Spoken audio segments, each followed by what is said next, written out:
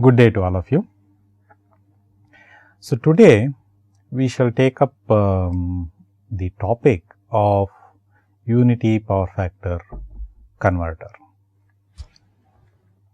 Unity power factor.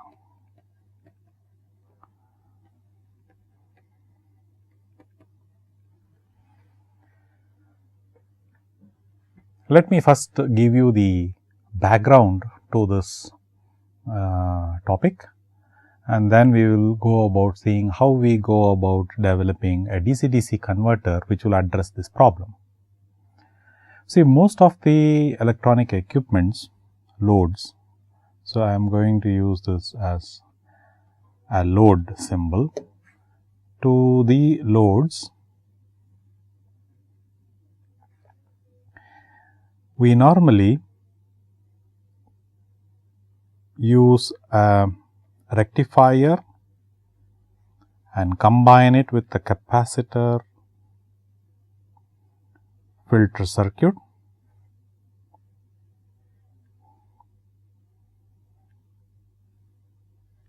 Like this. This is followed by a capacitor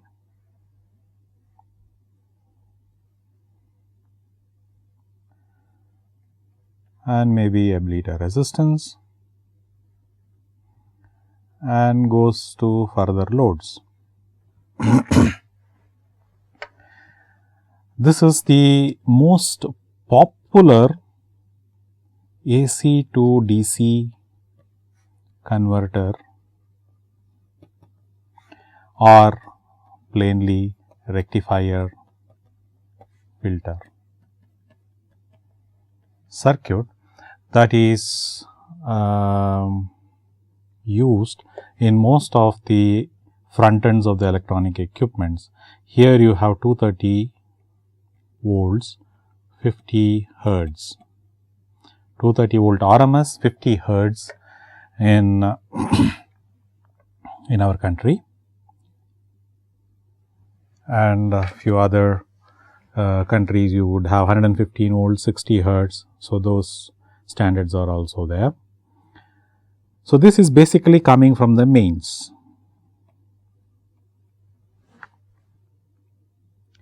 Now, if you take this particular circuit which is interfacing on the one hand mains to the load on the other hand, it is interesting to see the current at this point. What is the current which is drawn from the mains?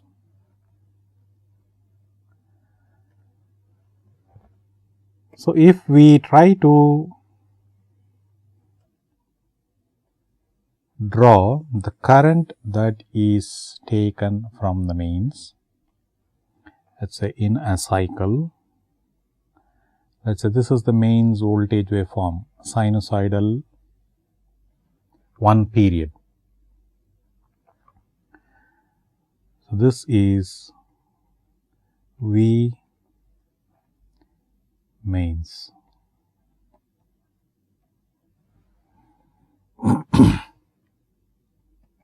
So, for a 230 volt RMS, this will be around 325 volts, is basically 230 root 2.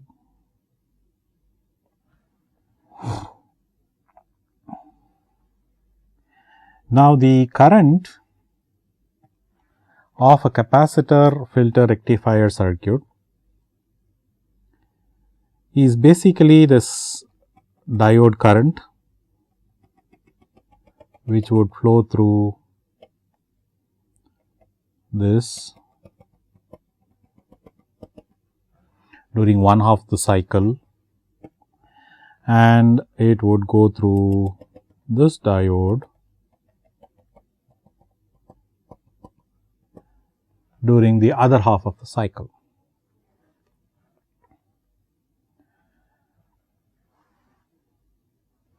Now, if you analyze the shape of the waveform, it is something like this. Now, let us identify the peak, and just before the peak you will have a shoot coming down like that, and likewise here.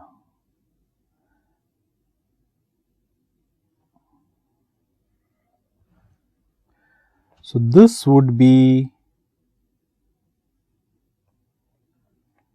the current waveform which you would see here at the mains.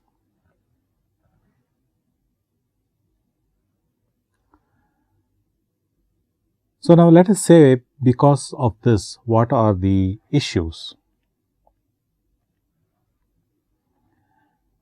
Now, if you take the grid, the mains, which has two lines, live and neutral, and to that there are many loads collected. Let us say there is a load.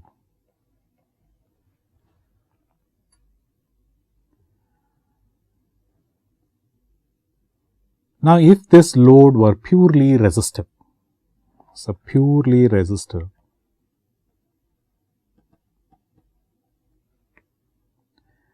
then the nature of the current here would follow the voltage wave shape.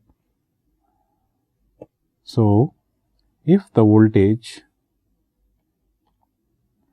were sinusoid, then the current, this is V mains,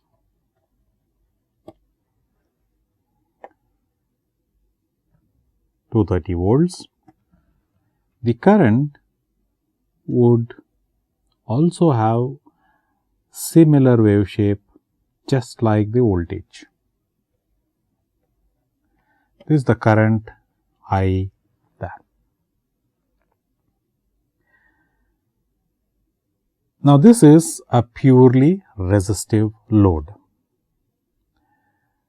Now, let us say we have put the rectifier capacitor type of load.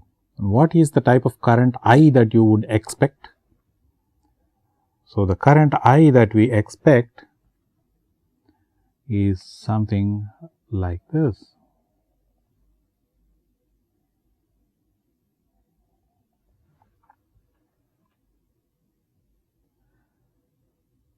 Now, this is the current I that would actually flow out from the mains into the load.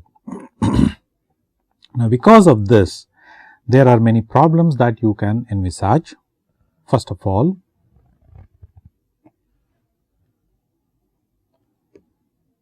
the peak and RMS requirements.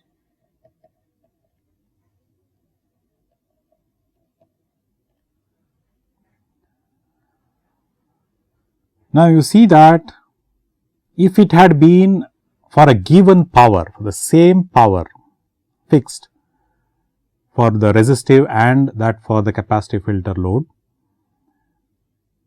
the peak power requirement for the resistive load is much lesser than the peak power requirement for the capacitor input filter type of load for the same power, because on averaging this, so this area and this area is same, so you will be delivering similar power.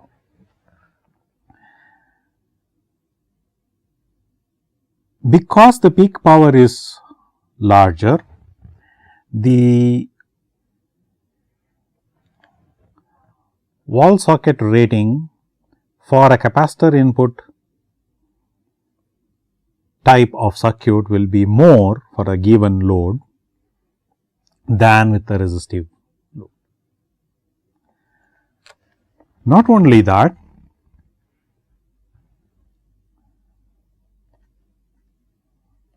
wall socket rating is higher, which means the mains should be capable of giving a much higher power even though the load power is smaller. Another important issue is there will be these track inductances, impedances. So, when you draw a large spiky current, there will be a drop which is some L sigma di by dt across these track inductances. So, larger the di by dt, especially in these high rise time zones, you can have a large voltage across this L sigma and it will start corrupting the mains. So, at the point of common coupling, you will see there would be a dip and then flattening out. So, the voltage waveform at the point of common coupling starts deteriorating.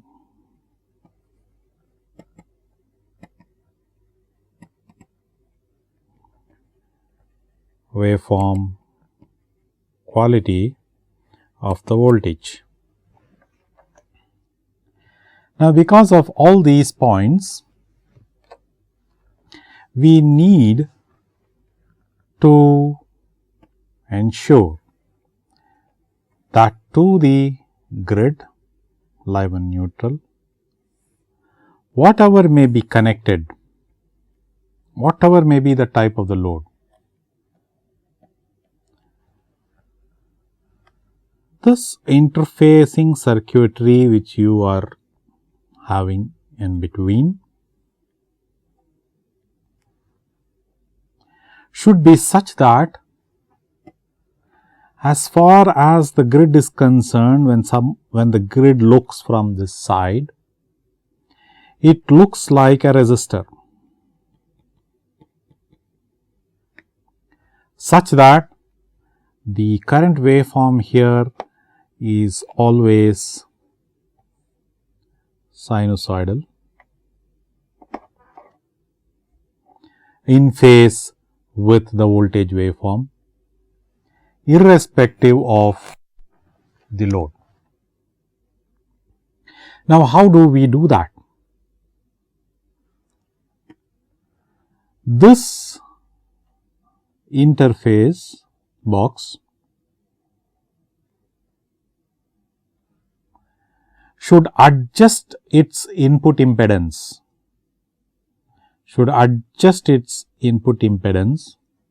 based on some control sensed from the load and the input signals. So, this can be a DC-DC converter. Now, among the DC-DC converters, if you take the boost converter, the boost converter has the inductor on the input side, which means the current is smooth on the input side. The buck converter has the inductor on the output side, which means the current is smooth on the output side, not on the input side, it is switching. So, boost converter has a tendency to smoothen out the input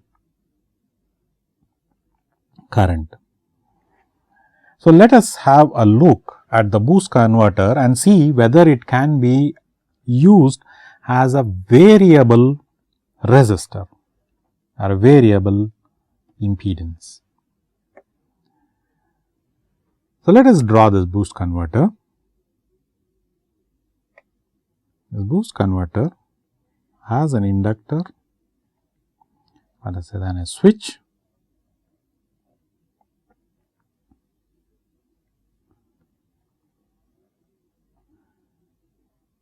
a diode, capacitance,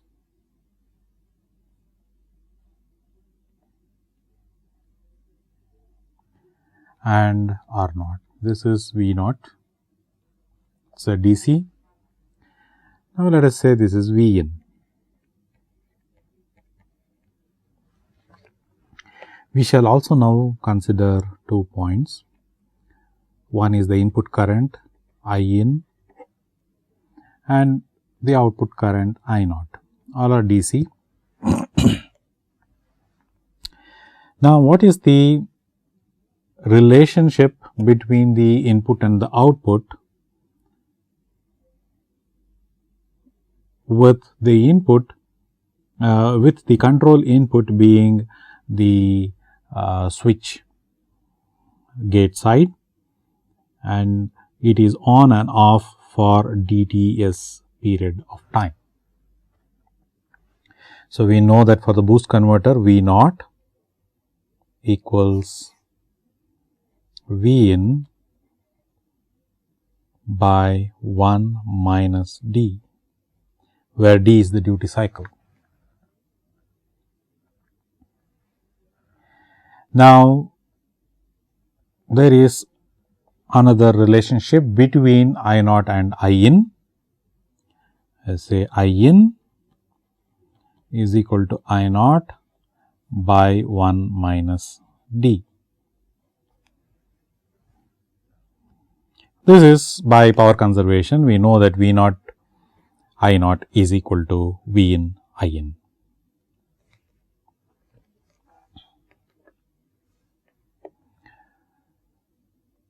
Now, what is the input impedance R in as seen from the input side?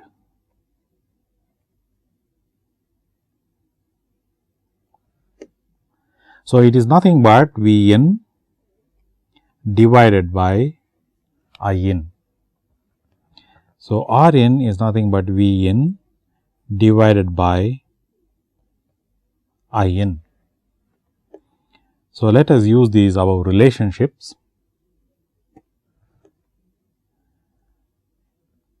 V in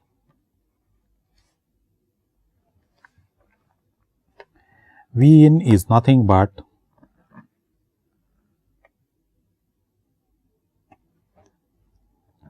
V naught into 1 minus D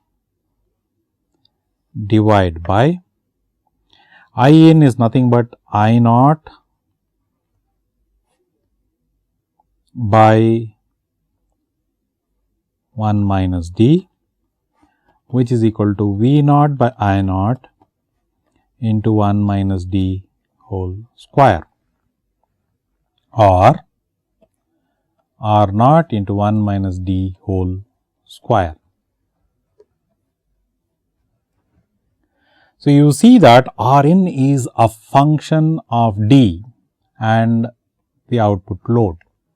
So, as the load varies, if you modulate your duty cycle, you can control the input impedance. So, by adjusting the duty cycle, we should be able to control the input impedance such that whatever be the load condition, the input can always see the desired input impedance, input resistance in this case.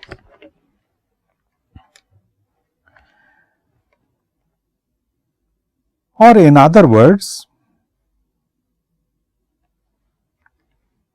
you control the impedance such that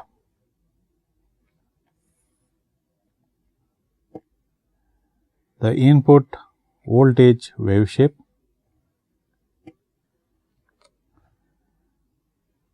so this is V in, control the impedance such that I in is of this wave shape. This is I in.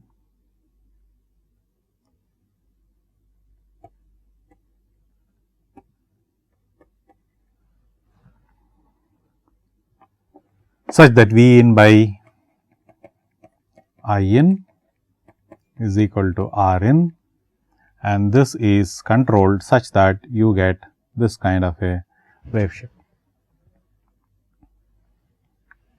So, this is in fact the concept that we will be employing.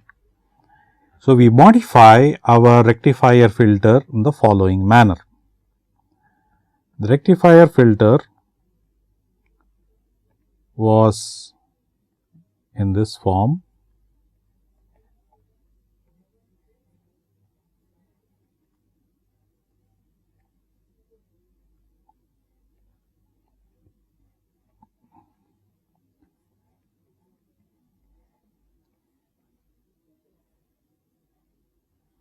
Let us say this is a load, I will just put it as a resistive load, it could be any load for that matter, and we have the sine wave source coming from the grid. This is V mains or V I.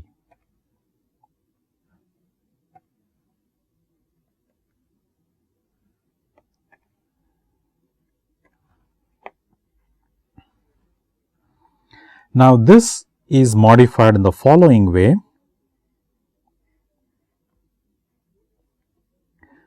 We still retain the rectifier portion,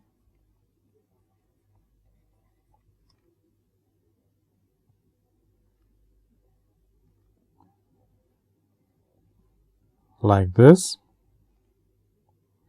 So, up to this portion we are going along with the previous circuit, and then from here we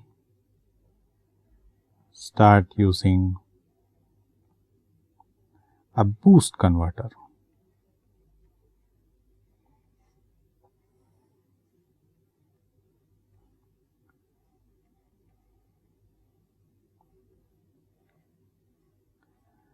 So, this is a boost converter.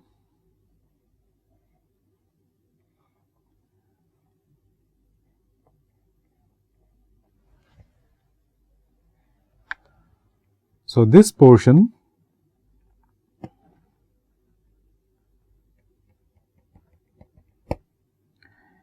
is now your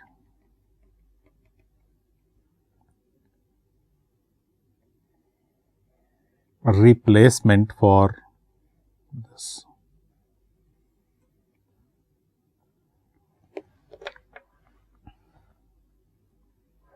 So, this is a rectifier followed by a boost converter, and this inductor will do the current smoothing. Now, let us study this circuit.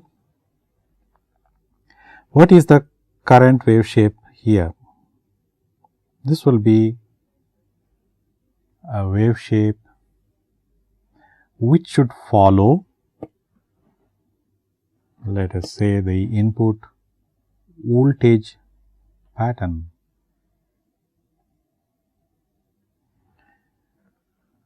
This would be the virtual V after rectification, V I after rectification, this is versus T,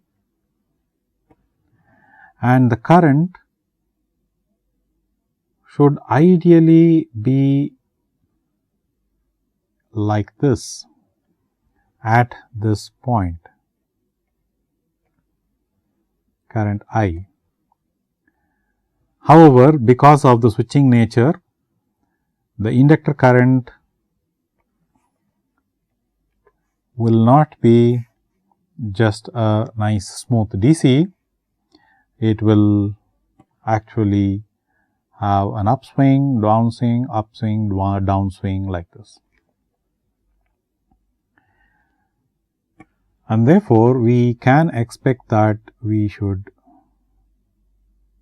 have a kind of a waveform with switching ripples like this. Now, if we get this kind of a wave shape, that itself is a fantastic improvement as compared to a capacitor filter kind of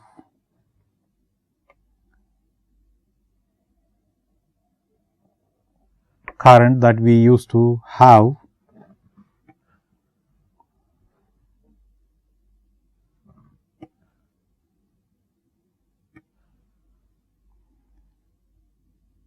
So, this was the current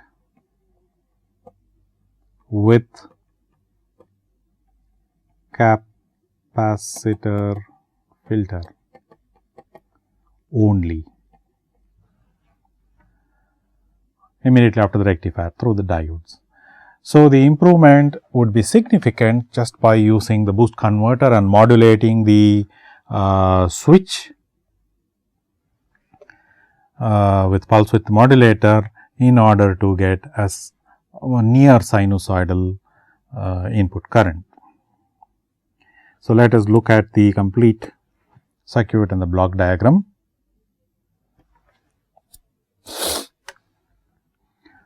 So, let us have our boost circuit here. We write that once more.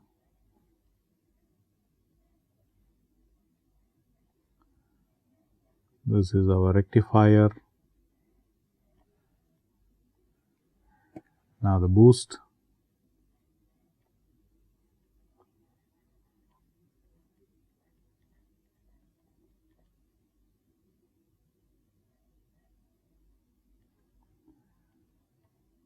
This is the boost part of the circuit, and then you have the load, though I am indicating here with a resistive load. This is V naught, this is 230 volt RMS 50 hertz coming from the mains, and we want to control the input current I.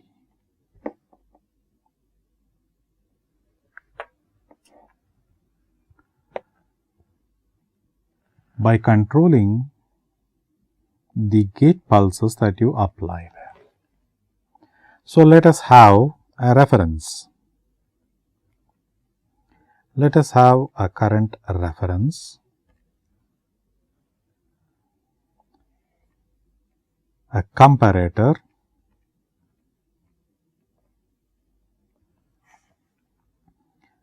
the output of the comparator goes through to a PI controller, output of the controller goes to a pulse width modulator,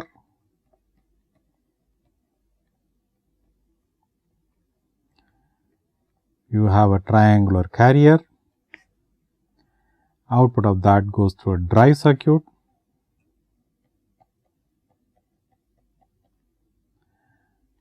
which drives the power switch.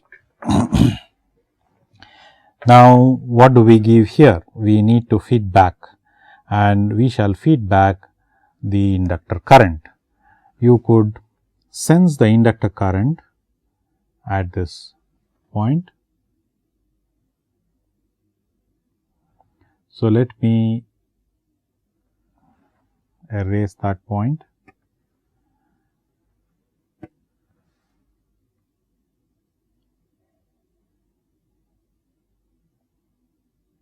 Like that. Now,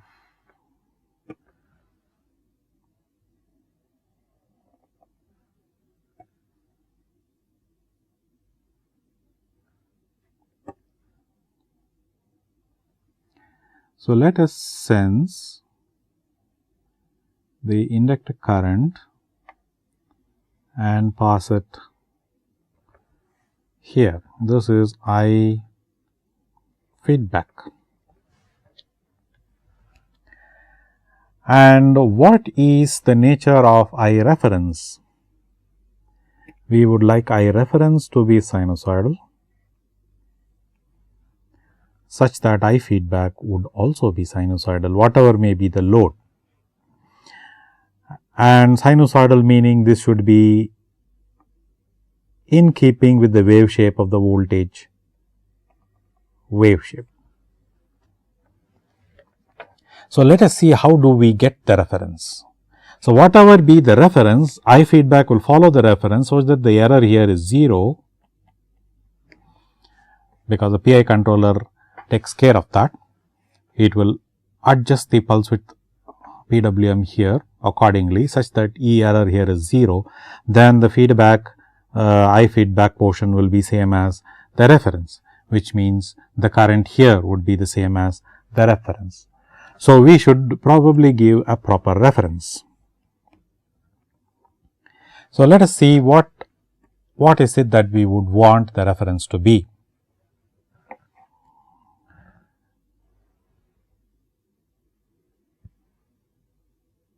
At this rectifier output, what is the voltage? The voltage is virtually a rectified, full wave rectified waveform, something like this. This is V, let us say, that we expect here. And what is the I that you expect?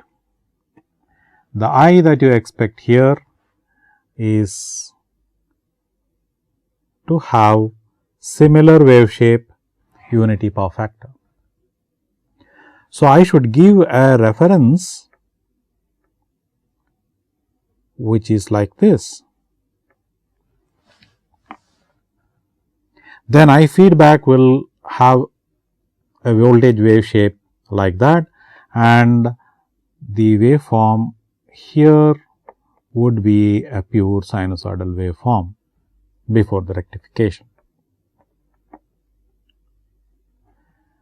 There is also one other issue. We need to understand here what happens when the power increases or power changes. Now, let us say when the load changes, power changes. Now, let us say the load decreases, power decreases. If the power decreases, the current here would decrease. Or in other words, let us say the input mains is unregulated. If this voltage increases, the downstream converters will have closed loop and it will try to draw only the same power. So, it will be a constant power load most of the cases. So, for the same power, if the input voltage increases, the current should decrease.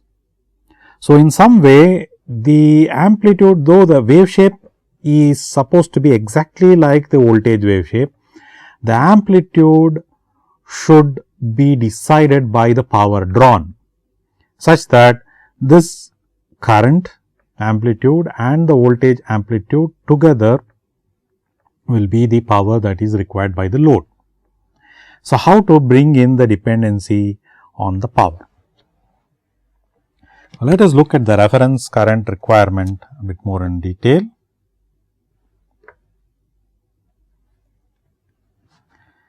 So, we know that V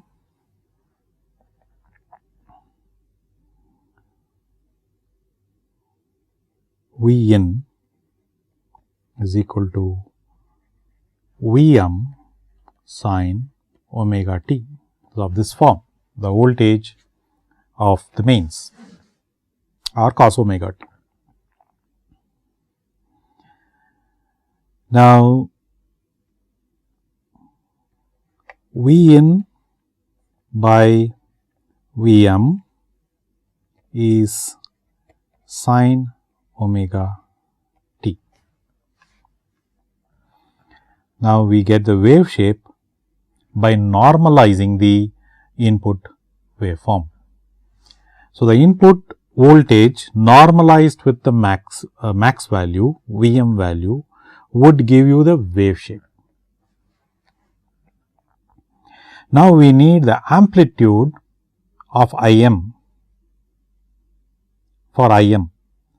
Now, what is power? P naught, which is equal to V naught I naught. And if you consider 100% efficiency, P in will be P naught, and P in is nothing but V RMS into I RMS if both V and I are sinusoidal.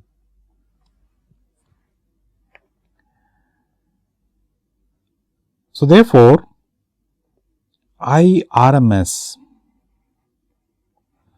is nothing but P naught by V RMS, assuming efficiency as 100%.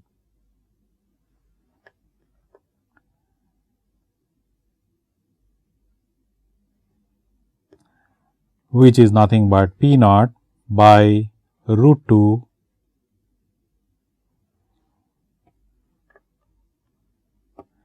P naught Vm by root 2.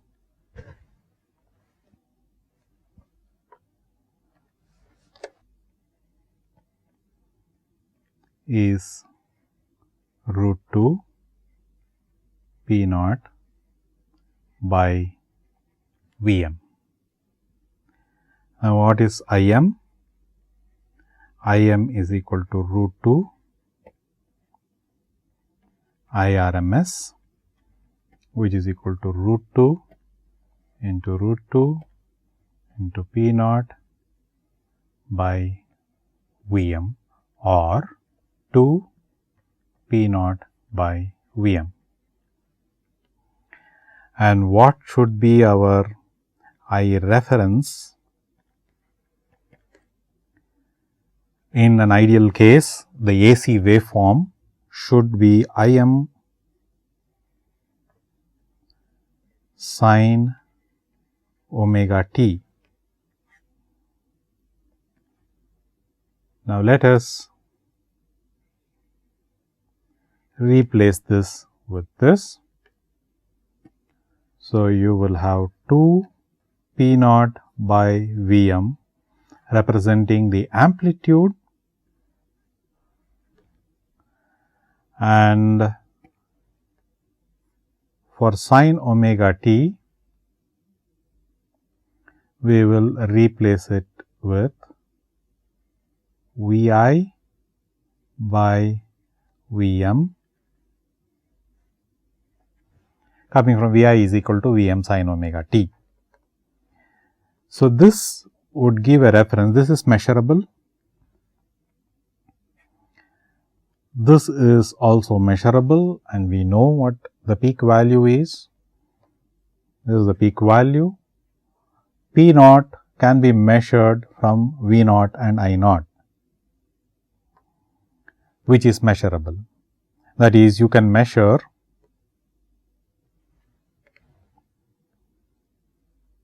P naught is equal to V naught I naught. You are anyway measuring V naught. You can put a current sensor, measure I naught, and you obtain P naught. Therefore, if we take the original input wave shape,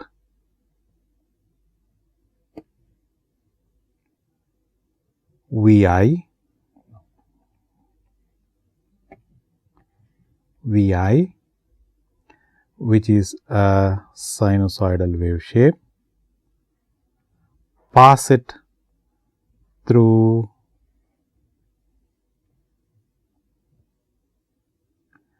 a transformer, step down,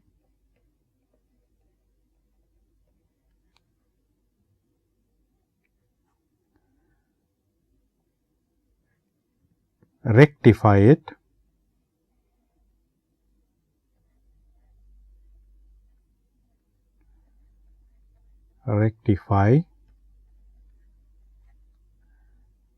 what do we get here? Here we would get something like this. Now, this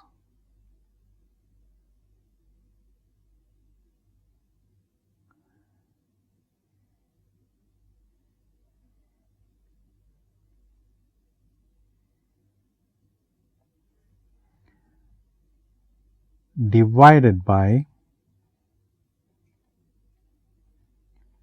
Vm.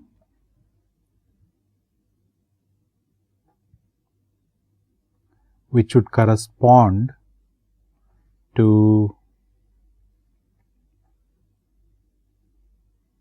the voltage amplitude here. This is Vm sine omega t. Of course, rectify.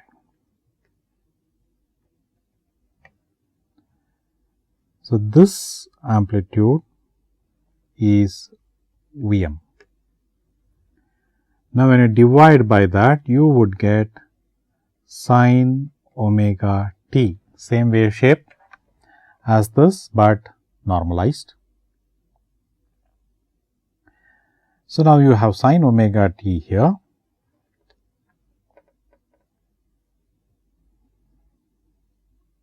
You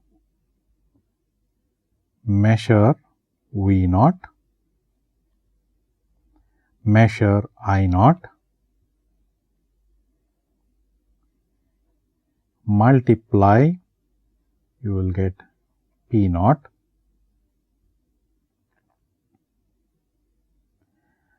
and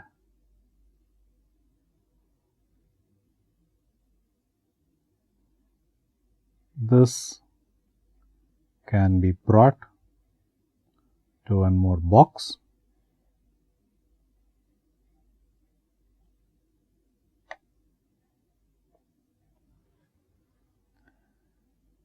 And apply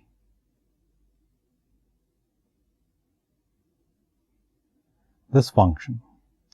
This is nothing but sine omega t, which we have got, and this is something which we need to. So, 2 P naught by Vm into sine omega t.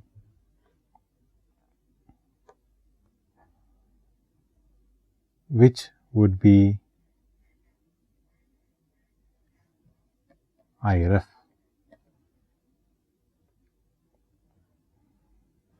One intermediate block which you could fit in here.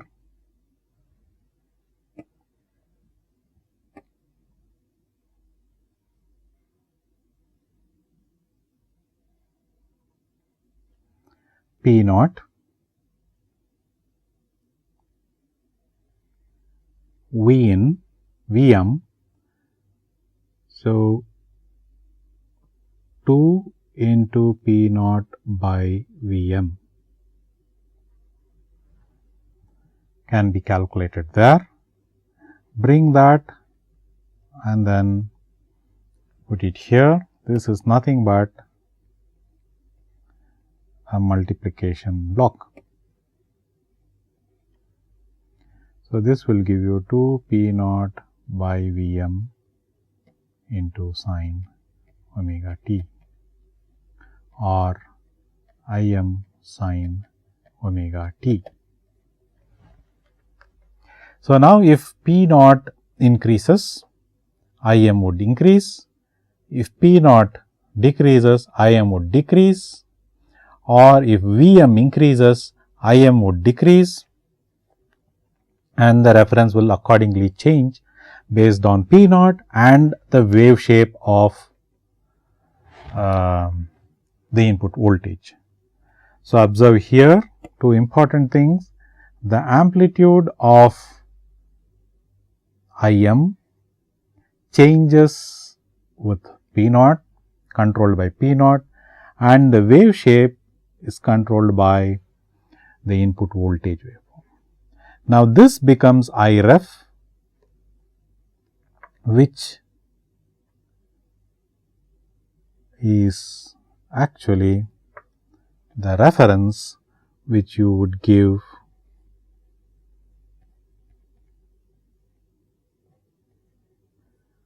to the controller. Pi, PWM,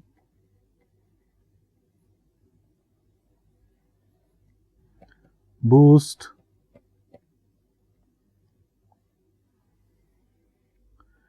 feedback of I. this is I ref, which is something like that.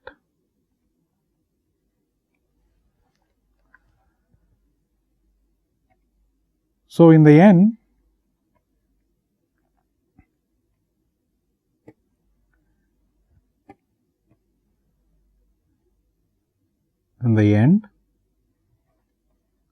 we will have a circuit which is something like this.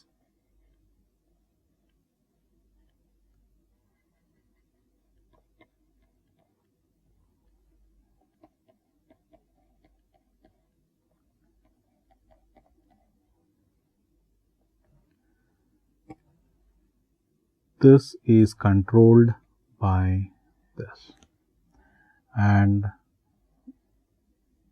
current I is measured, IL is measured and taken as feedback, and the current here, the inductor current, will appear in this fashion with the switching ripple in keeping with the wave shape of IL reference.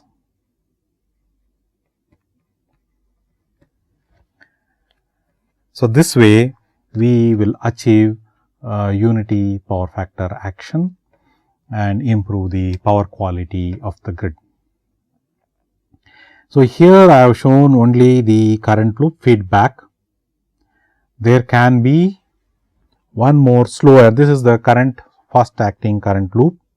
You could have one more outer feedback loop, a very slow acting voltage loop V naught ref,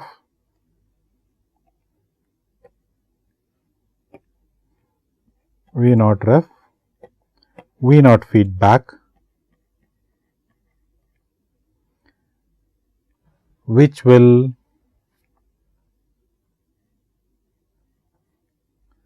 modulate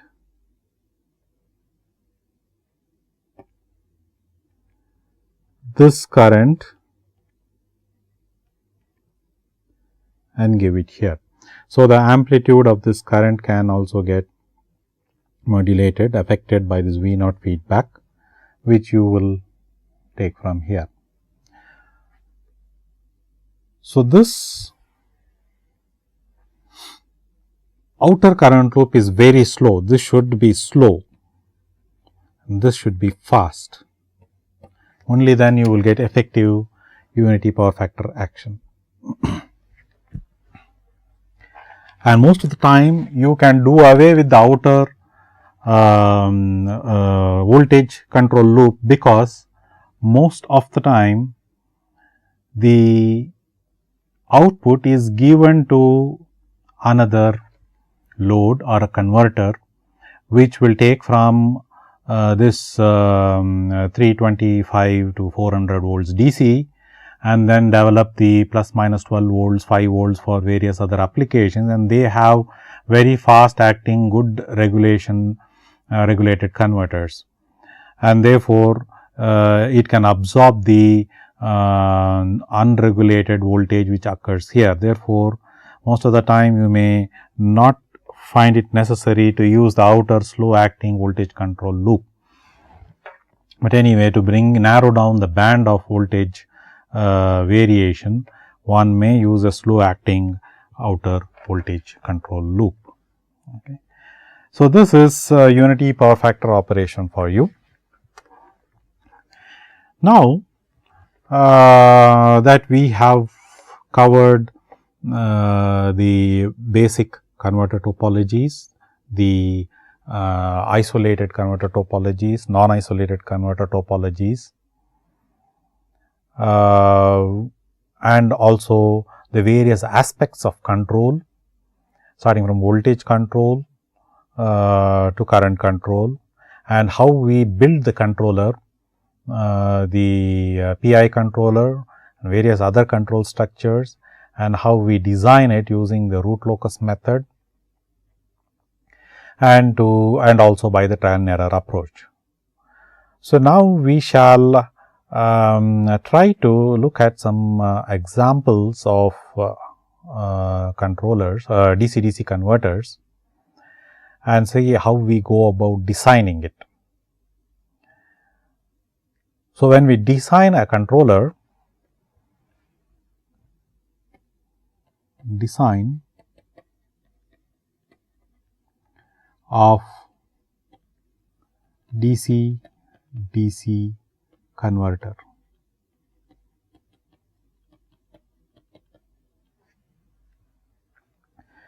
There are many aspects to it. One is design, rate the power circuit and components.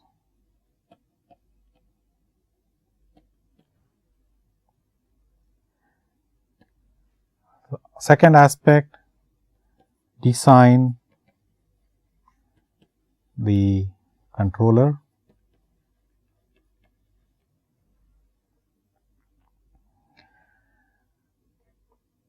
and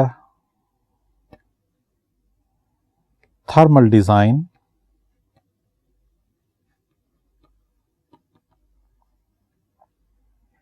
designing appropriate heat sinks for the power semiconductor switches, and you also have reliability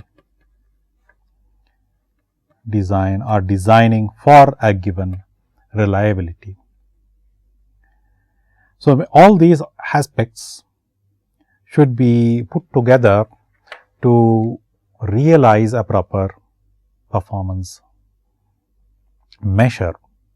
And then after that, there is also another measure, which is the cost. How do you realize a given performance for a particular specific cost? So, for now, in this particular course, we shall try to look at aspects of this. Designing the controller we have already seen. We shall probably look at briefly some aspect of this.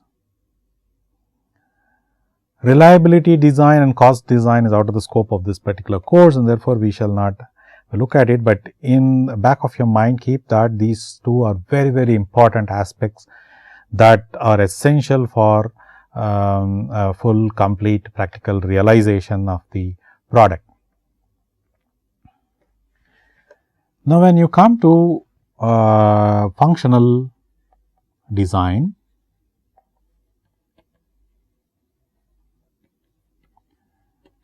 of the power components,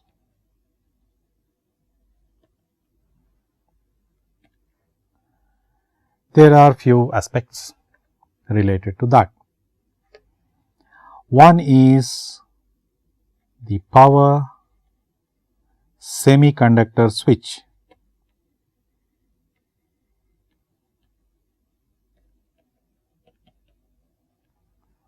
which is the MOSFET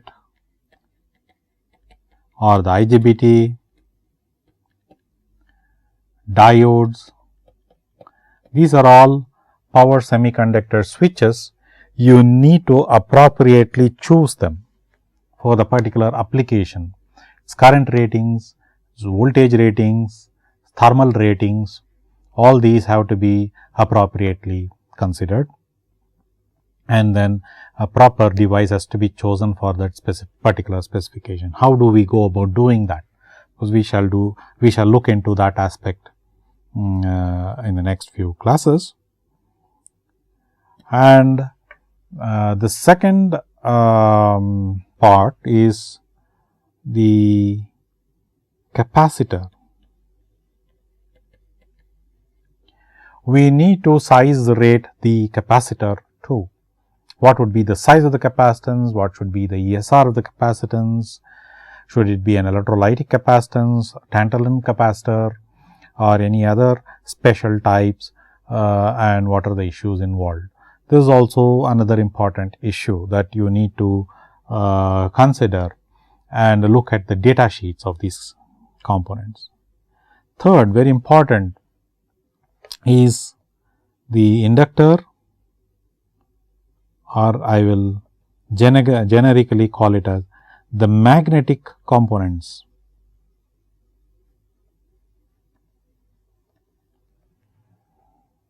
In the non-isolated case, you have only the inductor to deal with, and in the isolated case, you have both the inductor and the transformer, galvanic isolation. So, you have two components. One is called the inductor and the other is the transformer.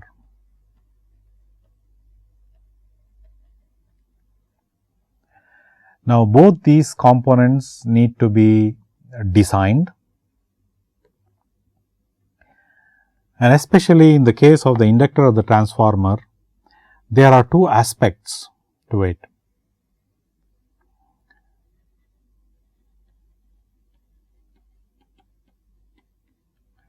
So, the magnetic components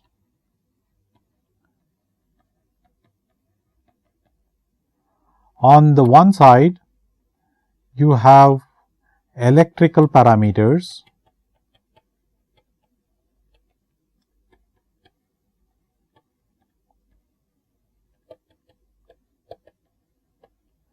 like the value of the inductor, the currents through the inductor, the voltage across the inductor, or the magnetizing current through the transformer,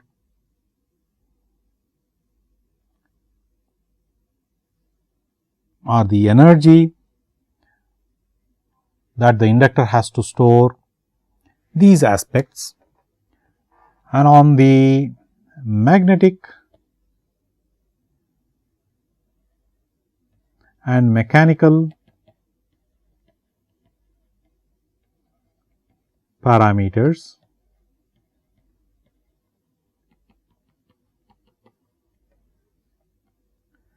you have the cross section of the core, the window area of the core, you have the permeability, the saturation flux density, the material of the core.